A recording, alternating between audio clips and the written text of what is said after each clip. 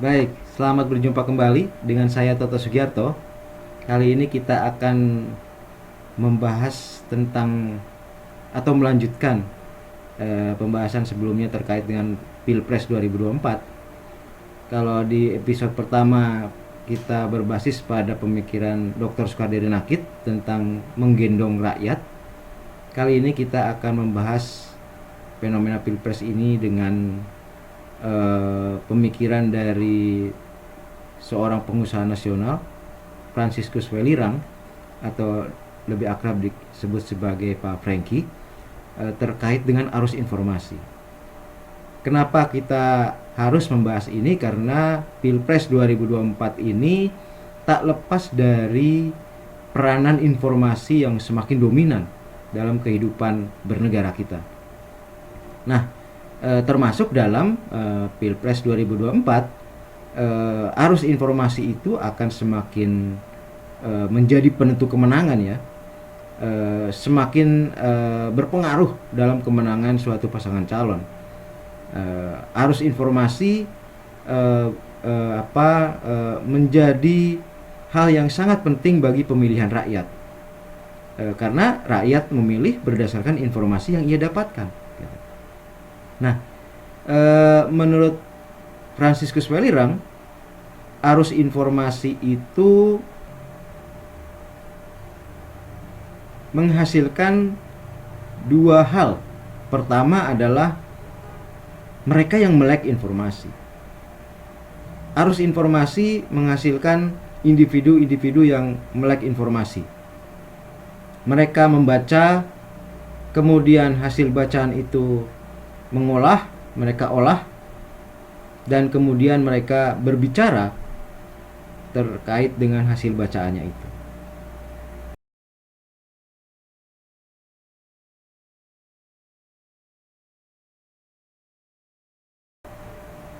Nah, terkait dengan Pilpres 2024, tentu saja hasil bacaan itu dari orang-orang yang melek informasi itu akan lebih mengenal negerinya, akan lebih mengenal politik di republiknya, akan lebih mengenal perbedaan-perbedaan, keragaman ya, baik dari sisi politik, sosial, ekonomi ataupun budaya. Dan dari pengenalan keberagaman itu kemudian bisa bersikap bagaimana hidup di negeri yang beragam ini, termasuk dalam kehidupan politik. Bagaimana menyikapi keberagaman dalam persaingan politik yang semakin tajam, termasuk dalam politik menjelang Pilpres 2024. Nah, di sisi lain, informasi itu bisa menghasilkan perpecahan, bisa berujung pada perpecahan. Atau kita bisa melihat bahwa informasi yang juga di dalamnya ada hoax, ada ujaran kebencian, ada fitnah dan lain sebagainya, itu akan menghasilkan konflik ya. Perpecahan yang bisa berpotensi pada konflik. Saya kira sisi lain dari arus informasi inilah yang harus kita antisipasi agar kemudian arus informasi tidak membawa konflik, tidak membawa perpecahan, tetapi justru akan berujung pada pengenalan akan negeri, pengenalan akan politik negeri ini ya, dan kemudian bisa mensikapi berbagai kontestasi yang terjadi, termasuk kontestasi Pilpres 2024 itu dengan baik, sehingga kemudian negeri ini pada akhirnya akan mampu survive di era globalisasi dan di era yang semakin diwarnai perang ini. Terlihat tanda-tanda bahwa secara global eskalasi akan terjadi, permusuhan akan semakin melebar, dan saya kira bangsa Indonesia dengan kepemimpinan baru nantinya harus mampu mensikapi kecenderungan akan peperangan ini dengan baik agar kemudian kita tidak hancur karenanya. Pemikiran Franciscus Welirang tentang arus informasi yang antara lain menghasilkan melek informasi ini, saya lihat sejalan dengan pemikiran Manuel Castells. Ya, Manuel Castells mengatakan bahwa arus informasi ini akan menghasilkan network society, masyarakat jaringan. Masyarakat jaringan adalah masyarakat yang melek informasi itu. Masyarakat yang tidak hanya melek informasi tetapi mampu memanfaatkan informasi itu untuk kebaikan kehidupan mereka ke depan. Dengan melek informasi, masyarakat kemudian bisa memanfaatkan arus informasi yang ada untuk berbagai kehidupan bersama, ya, kebaikan dalam kehidupan bersama. Muncul kemudian berbagai jaringan berbasis internet, tidak hanya intranegara tapi juga bisa antar negara. Kita sekarang misalnya semakin sering mengikuti webinar yang diikuti oleh pembicara-pembicara dari berbagai negara, ya, dalam satu waktu. Nah, itulah contoh network society, di mana arus informasi, diskursus itu berlangsung secara global. Nah, arus informasi, globalisasi ini juga kalau kita tarik ke dalam momen penting politik 2023-2024 ini, itu tak lepas dari kontestasi capres-cawapres. Mereka yang menguasai arus informasi sehingga mampu menghadirkan diri mereka ke dalam ruang-ruang pribadi dari setiap orang-orang yang sudah melek informasi, itu akan bisa memanen simpati, gitu ya. Memanen simpati yang kemudian berujung pada suara.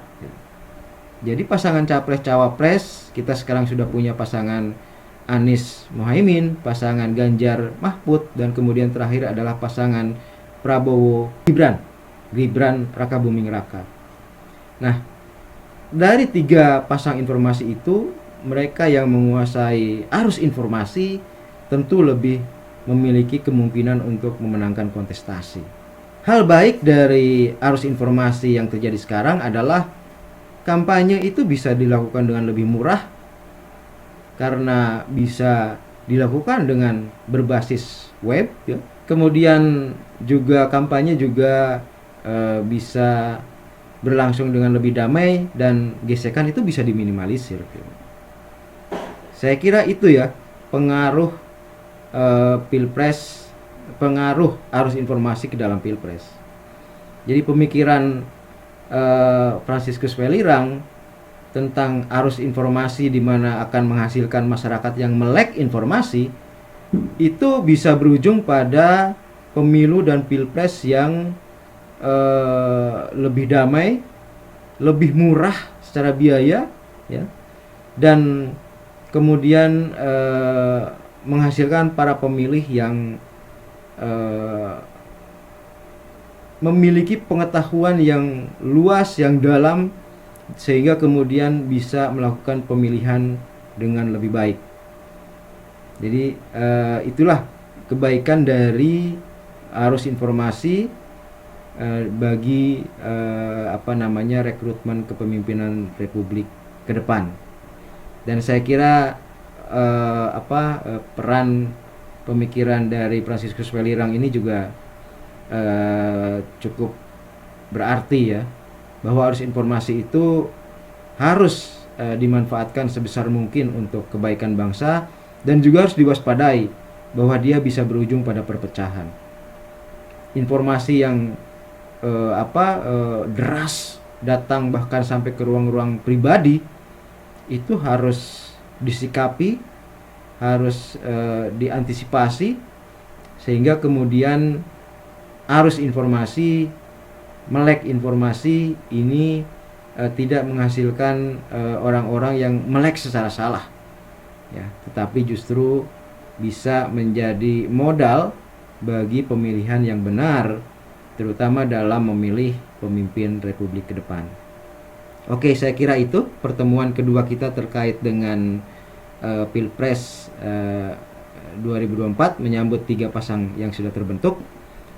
Di episode pertama adalah pemikiran Sukardiri Nakit, ini linknya saya cantumkan. Kemudian episode kedua adalah pemikiran Franciscus Welirang.